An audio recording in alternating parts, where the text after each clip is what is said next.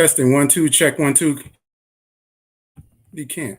Testing 1 2. Can you all hear us?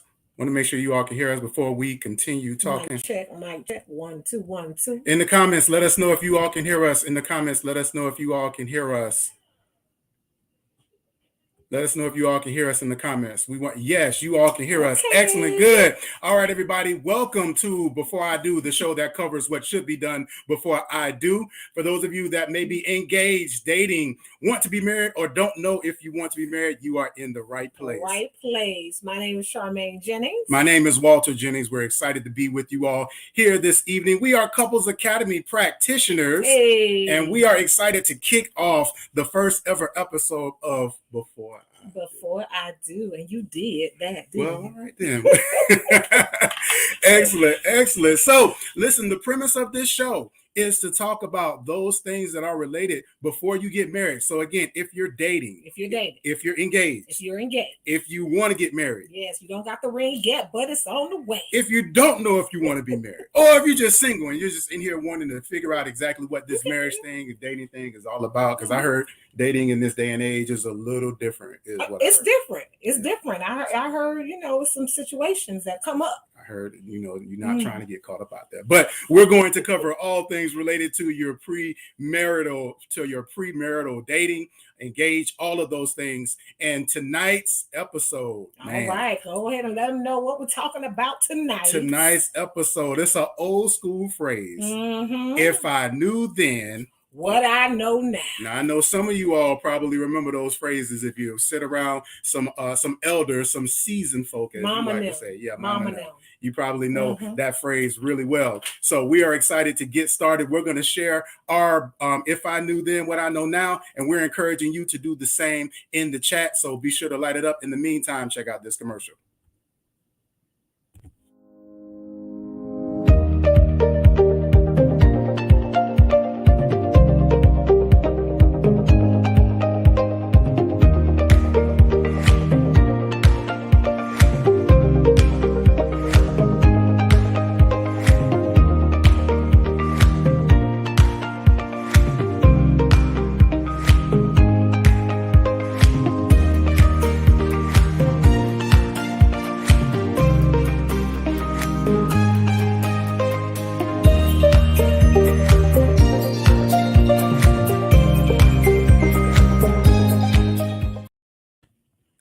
All right, everybody, welcome to Before I Do. Tonight's episode is If I Knew Then What I Know Now. So we have been, you want to tell them how long we've been married? Share a little bit. Okay, so we have been, this is my boo, y'all. We've been married for 22 years. I'm not the numbers person in the relationship, so I'm going to stop right there. We've been married 22 years. And I was lucky we got married in 2000. So, it's 2022. I'm good. I know how to keep up with the numbers. I tried to make it easy for you. I really did. But yes, we've been married 22 years. But guess what? We still date. Yes. So we understand this dating thing, what it means to date, what it means to keep things new, to be spontaneous, to role play and do all of that spicy stuff. Yeah, so even as we reflect on our marriage and when we think about dating, and especially for those of you out there who, again, may want to be married, what are some of the things that if we could go back and tell our former selves or individuals who are in a situation that a lot of you are in, what are some of the lessons that we've learned now that we would apply to back during our dating phase? So we actually came up with 6 of them. Charmaine is going to share her 3. I'm going to share her 3. And we're interested again in hearing you all. So be sure if you are married or you got some years on you and want to reflect, be sure to put your If I Knew Then What I Know Nows in the comments section. And you wanted to do something really special with those, right? Yes. So what we're going to do is at the end of the show, first of all, we want you to put it in the chat area. What is your wisdom if I knew then what I know now? We're going to compile all of our little nuggets of wisdom. And, we're artists. Yep. We love fine art. So we're going to create a couples academy, If I Knew Then What I Know Now poem. And we're going to debut that on next week's show. So if you want to be a part of that, just drop your comment in the chat and we will definitely add it to our chain poem. All right. So my first one, if I knew then, y'all, what I know now, I would pay close attention to who my partner becomes. Not Why necessarily you you. gotta say it and look at me at the same time? Talk to the But, people. okay, I'm gonna talk to y'all out there, okay? Who my partner becomes when stress shows up. I'm telling you, y'all. Now we have different seasons, right? In the dating game, relationship game, we have the teasing season, we got the pleasing season, squeezing season. We got all of those. But when the season shows up, when that day shows up, when stress is at its all times high, like who does your partner become? I mean, the Incredible Hulk. I'm not talking about him, y'all. All right. Or do they kind of just go in their shell and they just get real quiet? Are they that silent but deadly person? Um, like who do they show up? I can recall not him, y'all, but really a guy that I dated way back in the day before I got married in high school. I almost didn't notice the warning signs that every time we walked in a room, we were, with other people. He always needed to make himself larger than life. And so when we were together, it was quiet, meek, and mild. But when we were in a room with other people, he had to always elevate himself in a way that to me came off as like arrogance. And it was like, ooh. And I could tell for him it was a point of stress. And I didn't realize, he was kind of short in height. And so I didn't really pay attention to that, but it was consistent. He would always brag on all of these things. And it was like I just wasn't even there. And so that was a sign for me that being around other people stressed him out, and he needed to really elevate himself. He needed to really brag on things that to me were just not attractive at all. And so let's just say, that relationship didn't last very long. After a couple of weeks, I didn't make the best choices. We got into an wrestling competition, and yeah, I beat him. And let's just say the relationship was over after that. Yeah, but when stress shows up, oftentimes we see who a person truly is from the standpoint of difficult situations. And so that is people like to use the term red flag. And I wouldn't necessarily say it's a red flag, but it is an opportunity to have, as I'm probably going to allude to one of yours, have a courageous conversation, to have crucial conversations about some of the things that you observe. So really important that when you, to pay close attention to how your partner becomes when they're stressed. So my first one is, if I knew then what I know now, I would value sex as a connection rather than a conquest. And so like most men, I was indoctrinated with this whole idea that my whole existence, a lot of my value was based upon being able to get women to sleep with me and being able to have notches on my belt. And that, and to be honest, like that genuinely like wasn't who I was. But I found myself falling into this whole idea of trying to be attractive to women and pursue women, and sex became like a game. And what happens in that is that it takes so much away from you. And so the connectivity, the intimacy, all of those things become perverted when you have that type of mindset. And so for me, if I could go back, I would tell myself that it's okay to value quality over quantity. That I don't have to succumb to the peer pressure of being like everybody else. If I didn't want to sleep with somebody, I don't sleep with them, and I don't have to worry about, my true friends and individuals that truly love me. It doesn't matter, how many people that I sleep with, or, that's not going to impact how I look in their eyes. And so, yeah, sex was something that was for young men. It's this big thing. It's tied into toxic masculinity. It's tied into, again, popularity and all of these superficial things, when it was not designed. It was not part of God's design. In that way, it was designed to, again, create a sense of intimacy and connection, and to facilitate a broader connection with our mates. So yeah, I mean, but that doesn't seem to stop at you or begin at you. It seems to be a culture. Right. It seems to be a culture, and even a culture we have to shift and change with especially our young males.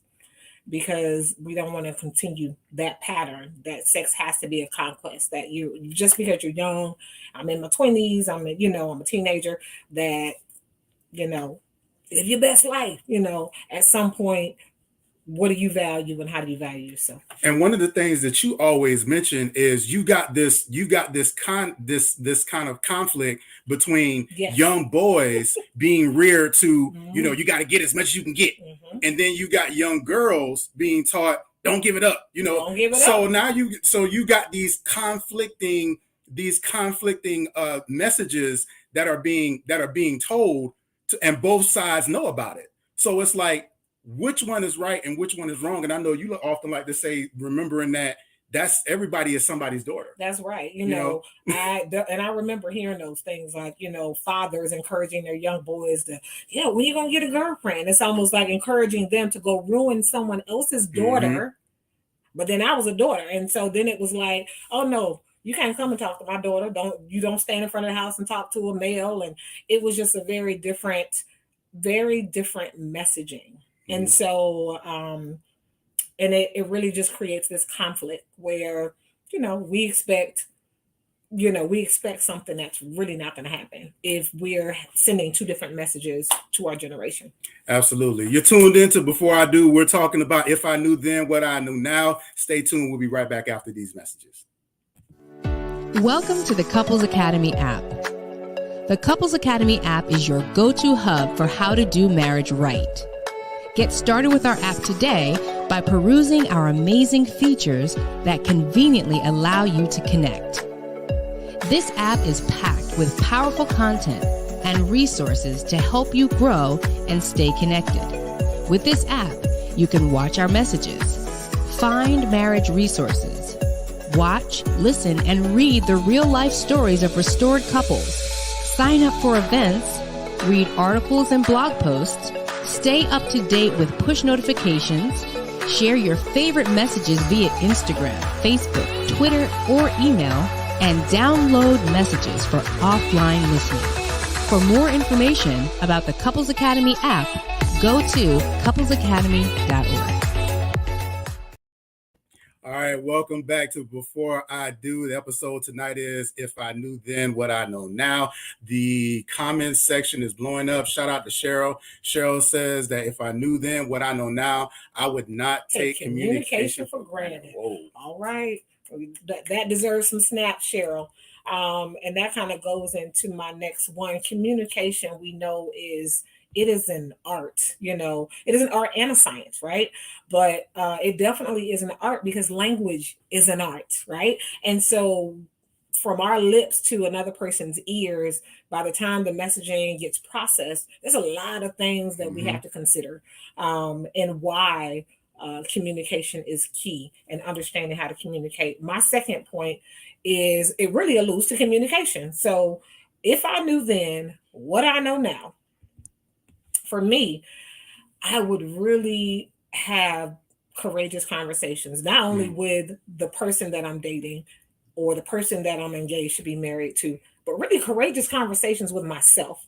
Oftentimes we really gear ourselves up to say, we think we're a good communicator. We think we're ready to say, can you really have a conversation with a person when the stakes are high? So let's say, what happens if we've been dating for a year, and I love the person, but maybe I'm not physically attracted to them. I love you though. And so maybe being physically attracted to my mate, maybe to me, that's not top on the priority because I'm attracted to you intellectually. I'm attracted to you in all these other areas. So the physical attraction may not be a big thing. Is that important to communicate? It absolutely is. So really just having courageous conversations about, so that you can build that resolve of being truthful, being honest. But I think a lot of times we struggle saying the difficult things because are we saying the difficult things to ourselves? Are we really being truthful and honest with who we are, how we're showing up, and what our needs are in the moment? So those courageous conversations, those are high stakes topics that really could shift your relationship to sweet or tart, And so when it comes to attraction, when it comes to just anything. Maybe I don't want children, you know, but we haven't had that conversation yet. But I'm scared if I say that I don't want children in the relationship, perhaps he will opt out to say no, this relationship isn't going to work. And I think it's interesting how this one goes hand in hand with your first point about when stress shows up. Mm-hmm. And oftentimes in dating, we try to avoid situations that will ruin the fantasy. Mm-hmm. You know, we don't want to rock the boat. We don't want to upset the apple cart. I know that's an old saying, but the whole point is that, you know, we have this perspective and this idea of this person that we're dating, and we don't want to do anything that disrupts the picture of them that we want to keep, that we painted in our head of who they are. But we have to recognize that having those courageous conversations, and even I remember when we were dating, there would be topics that came up, and I realized that I would get frustrated because I didn't necessarily have the solution to the problem. Because again, going back to as a man, I have to have an answer. Like she's looking to me for leadership. She's looking for me to have the answer, and I don't have it. And so now frustration is coming out. When what you learn is that she's not necessarily looking for the answer in me, but maybe the answer is between the both of us. Maybe the answer is in our willingness to be able to have the conversation and discover and learn different things about ourselves. And so having those regular courageous conversations are so important. And a quick just point to that when it comes to communication, when we're working with couples and it comes to communication, we make sure that they identify. The older you get, you realize I have a hidden agenda with what I expect the listener to be doing. So when I come to him with a conversation, it's easier now, right? Now I know to say, hey, this is my expectation for you. I'm sharing this with you to just inform you. I'm sharing this with you because I want to brainstorm some ideas. So I want your opinion. So really just making sure you set your partner up for success as far as what you do expect. Maybe you do want to help them to help you fix a problem. Maybe you don't. Yeah. And speaking of expectations, it actually goes into my next point. If I knew then what I know now, I would focus on a person's values and principles more than their goals and dreams.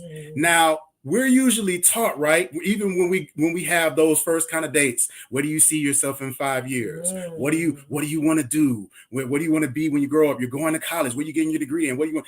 And the thing about not just men, but people will sell you a dream. They will sell you the best version of themselves. They'll tell you about how they're going to be the next president. They're going to be a rocket scientist. They're going to do all these great and amazing things. And there is absolutely nothing wrong with that. But we can't let that cloud us from identifying how their values and principles are showing up in their life. They're talking about these goals and dreams, but their work ethic, but their integrity, but a lot of the things that they live by are not in alignment. And you see that, okay, you say you want to be a so-and-so, but you ain't been to class in 3 weeks. Okay, you say you want to own your own business, but you you don't want to work for anybody or even learn, or you're not that good with money. And so that's such an important thing, that we not get so caught up and blinded with the person's goals and dreams that we ignore their values and principles. And even what it does is when we notice that a person has strong values and they have strong principles, maybe they falter in their goals and dreams. I remember I was devastated. I was on a certain track when I was in college to accomplish something great that was a part of my goals and dreams. And I just failed. I was devastated myself, but I also thought that, man, Charmaine's going to leave me because I didn't accomplish what it was that I set out to do. But she didn't leave. And I like to believe that part of that was because she wasn't as caught up in what I was trying to do as much as she was focusing on who the person and the man that I was. And that has really kept and really preserved our marriage and our relationship, and making sure that we were focused on that. So everyone, we walk around with this currency, this relationship currency. It's a value system. And so for me, I valued a person's values and principles. It wasn't what he did when he fell. It's the fact that if you fall 3 times, you better get up 4. And that's who I married. A guy who, hey, if you might have a misstep, but he's gonna get up and he has the work ethic. And so if you are dating, ask yourself, am I with someone that aligns with my currency, the value system that I have? And one way, there's always strategies to be able to kind of identify your your value system in sessions. I do want you to think about somebody who you admire. 3 reasons why you admire that person. Usually that aligns with your value system. Those are the people you're drawn to. And so when you think about, what is attracting you to the individuals you're drawn to, there is something. There's a pattern even that goes way back. And there's a pattern of people that you have excused out of your life as well. So very powerful. Indeed. You're tuned in to Before I Do. We'll be right back after these messages.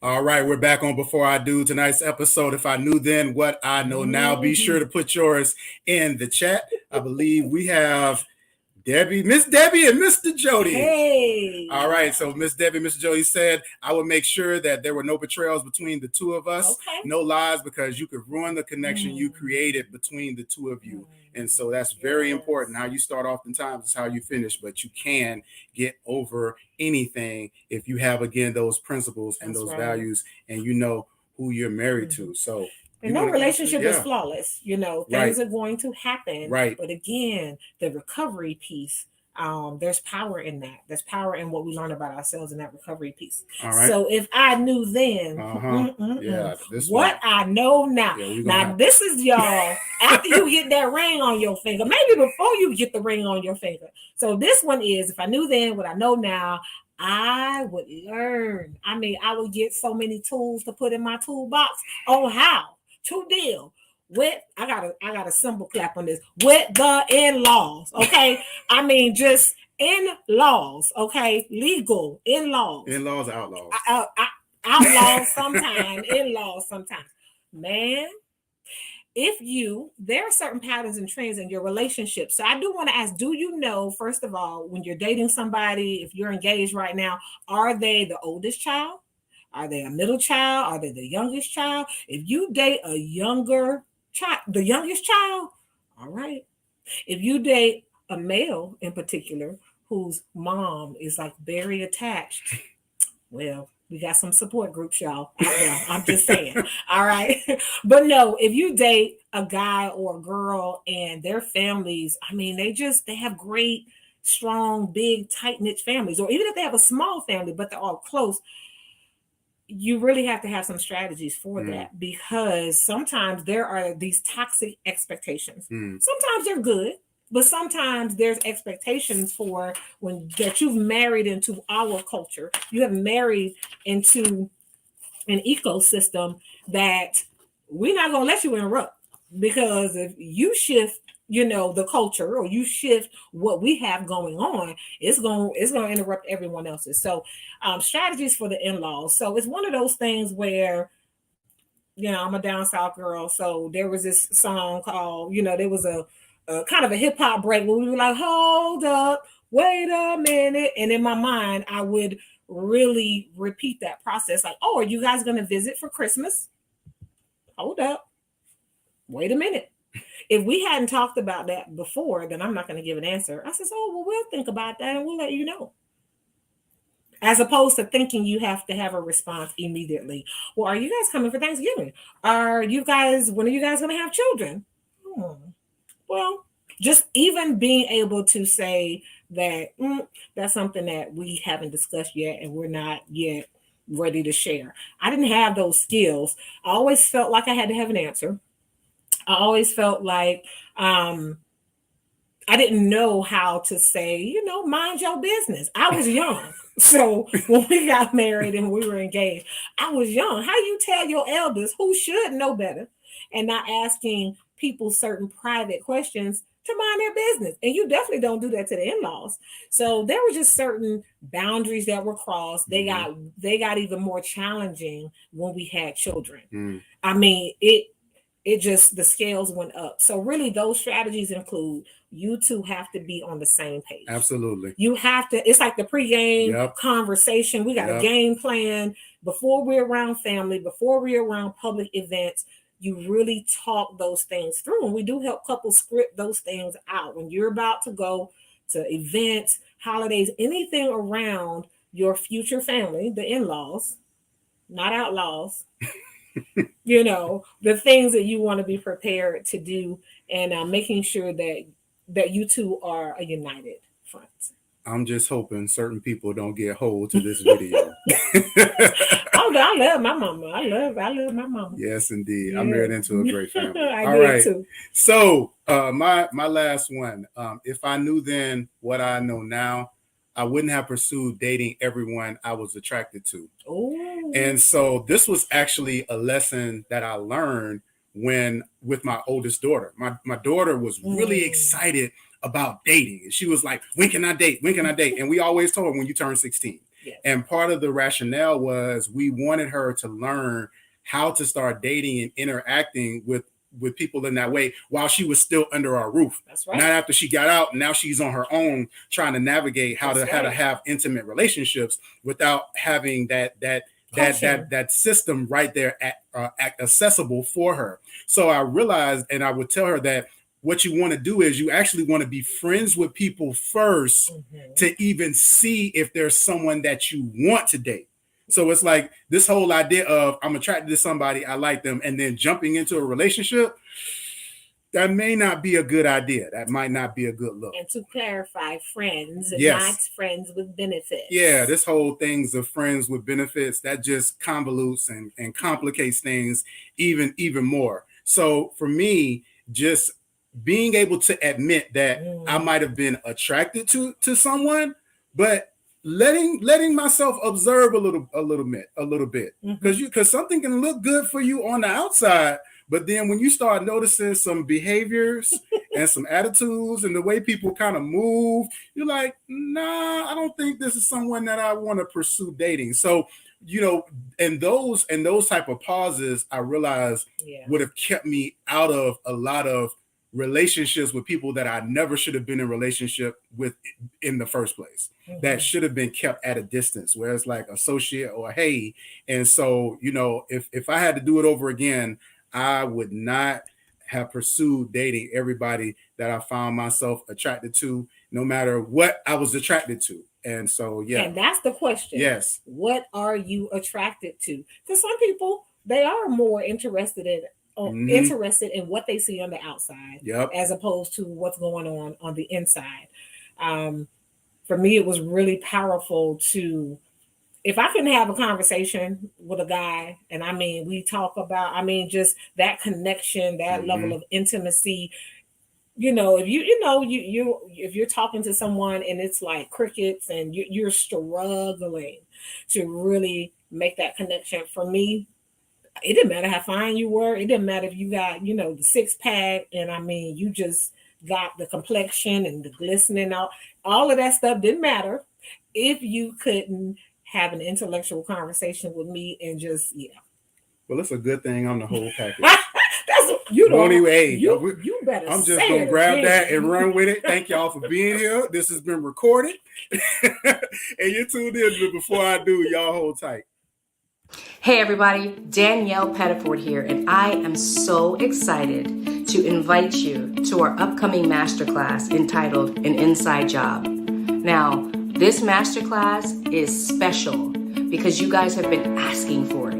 And we have been doing a lot of discussing about the Enneagram and how you relate with your spouse and how they really relate to you and the lenses and the perspectives that we all have that differ.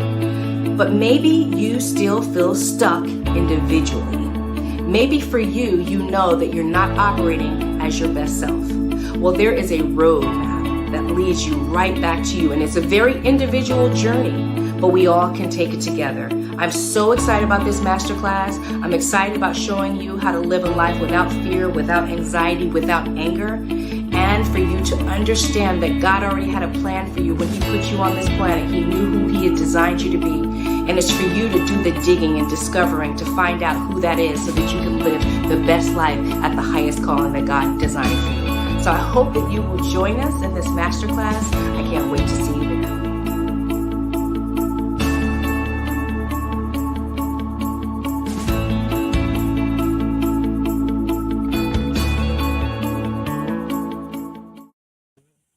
All right, it is your last chance to put in the comment section, what is your phenomenal if I knew then what I know now? We're going to compile all of your responses, and we're going to create a poem out of it that we'll reveal and release to you next week. So go ahead, put in the comments, if I knew then what I know now. And also a quick reminder, come back tomorrow night.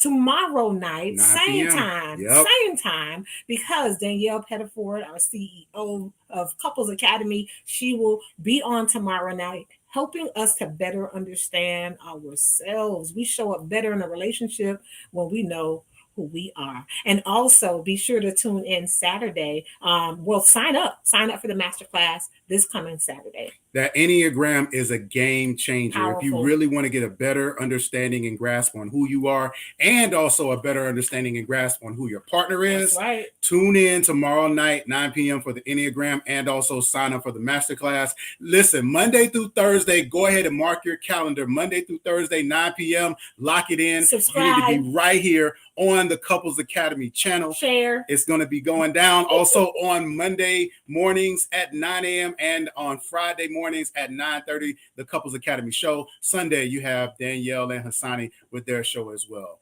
We have been so excited. Hopefully you all have enjoyed. Before I do our title for our topic for tonight, if I knew then what I know now, this has been Walter Jennings. I'm Charmaine Jennings. And we will see y'all next time. Peace, everybody.